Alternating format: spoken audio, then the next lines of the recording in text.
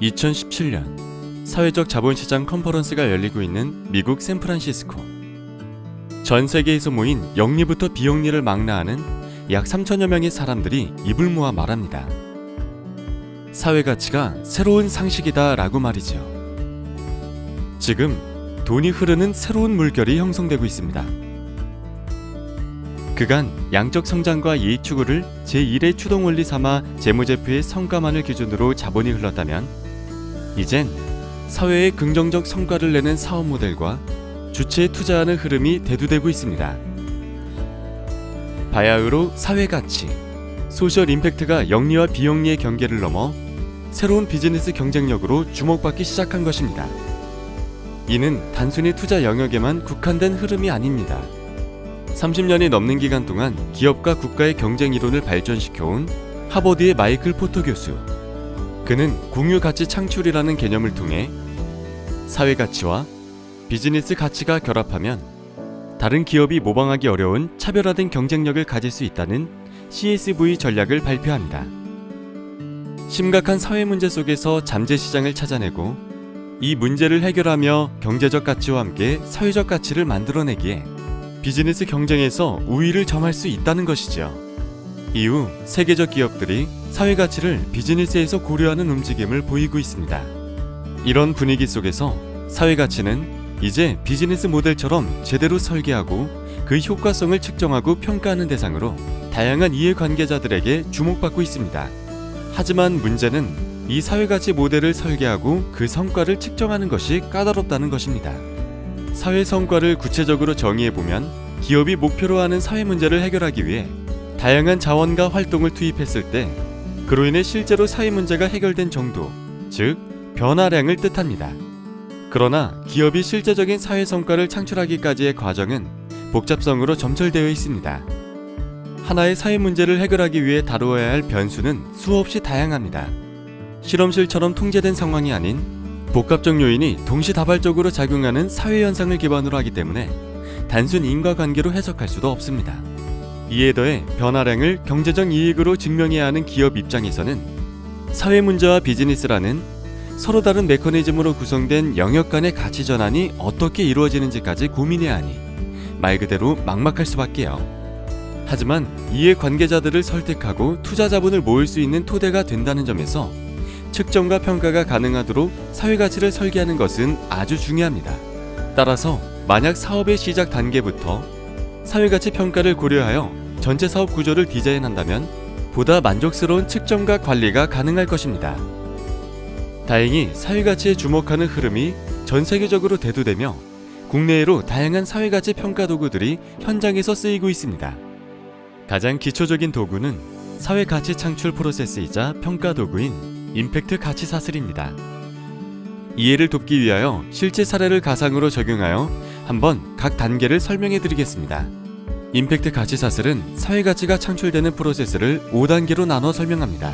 첫 번째 단계인 투입은 기업이 사회 문제 해결을 위한 활동에 투입하는 모든 종류의 자원을 뜻합니다.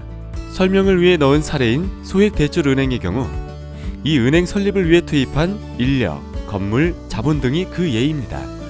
또 이렇게 투입한 자원을 바탕으로 구체적인 활동을 통하여 산출과 결과가 도출되는데 이때 산출은 수행된 활동의 모든 결과값을 말합니다. 소액대출은행의 서비스를 이용한 수혜자의 대출 건수 등이 이에 해당합니다. 그런데 이 산출 지표는 종종 다음 단계인 결과 지표와 헷갈리기 쉽습니다. 결과 단계에서의 지표들은 산출로 인해 나타난 실제 사회의 변화와 관련된 걸로 구분해야 합니다.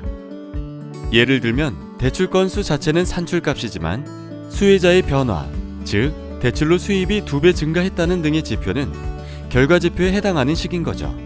여기서 한 걸음 더 나아가서 마지막으로 임팩트 단계 직전 기업이 창출해낸 결과 지표 중에서도 기업 활동이 아니더라도 자연 발생하였을 변화들을 제외시킵니다. 가령 앞단에 나온 수입 2배의 증가폭에서 대출 외에 다른 이유로 증가폭이 있었다면 그만큼을 제외하는 식입니다. 즉 실질적으로 이 사업이 기여한 부분만을 순수한 사회 성과로 분리해내는 것이지요. 이 임팩트 가치 사슬의 가장 큰 장점은 사회가치 창출의 기준이자 토대가 되는 문제 정의를 결과값을 얻는 방향으로 설정하는 데 도움이 된다는 점입니다. 예를 들어 가난한 사람들에게도 자금 융통의 기회를 늘린다는 것을 사회가치로 삼았을 경우 위 단계에 대입해보면 이것은 단순한 산출값으로 여겨질 수 있습니다. 반면 가난한 사람들에게 자금 융통의 기회를 확산시켜 수입을 증대시킴으로써 빈곤율을 낮춘다라는 것은 이 사업이 가져올 사회적 변화량까지 고려하고 있다는 점에서 임팩트라고 볼 수 있습니다. 그럴 경우 사업을 진행하며 실제로 얼만큼 대출 금액이 소득 증대에 기여했는지, 전체적인 빈곤율이 얼만큼 하락했는지 등 객관적인 수치로 환산할 수 있는 변화를 목표로 설정할 수 있게 됩니다. 과거에는 정부 기관 등 공공부문이 사회가치를 고민해왔지만 최근에는 영리와 비영리의 많은 이해관계자들이 사회가치를 활용하고 있습니다. 공공정책 부분에선 사회가치를 설계해 민간자본의 투자를 이끌어내는 사회혁신채권 모델로 자금 순환성을 높이고 있으며 사회적 목적 수행이 강한 벤처 필란트로피 조직들이 투자자이자 중간 기관이 되어 사회가치 투자를 선도하고 있습니다. 최근에는 기관 기금도 동참하면서 더 많은 민간 자본이 사회적 기업을 투자하는 데 흘러들어가고 있죠. 기업들은 새로운 비즈니스 가치를 창출할 수 있도록 사회가치를 설계한 CSV 사업을 적극적으로 추진하는 한편 사회공헌 활동의 효과성을 증명하고 외부 이해관계자들에게 사회적 성과 보고를 진행하기 위해 다양한 평가와 측정 도구를 활용하고 있습니다. 일반 대중들의 경우 크라우드 펀딩 및 민간 투자의 방법으로 임팩트 투자에 참여하며 사회가치 설계 및 확산에 조력하고 있습니다. 이렇듯 사회가치를 요구하는 영역이 넓어짐에 따라 각각의 목적에 맞게 측정과 평가를 다양하게 하는 접근법과 시도들도 잇따르고 있습니다. 사회가치가 얼만큼의 영향력을 발휘했는지 직관적으로 보여주는 화폐 가치로 환산하는 방식부터 영화나 음식점 평점을 매기는 방식과 같은 등급제 시스템 방식, 또는 주주들에게 설득력 있는 근거를 제시하기 위한 옵션별 지표 관리 방식을 이용하기도 합니다.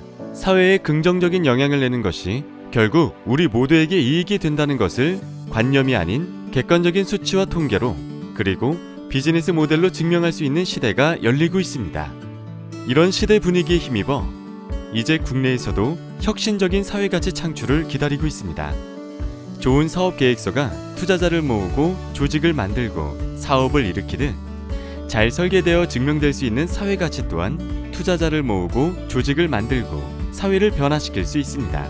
이 흐름에 더 많은 사람들이, 더 많은 조직들이 함께하길 기대하며 사회가치가 새로운 시대의 상식이 되는 이 흐름을 적극 응원합니다.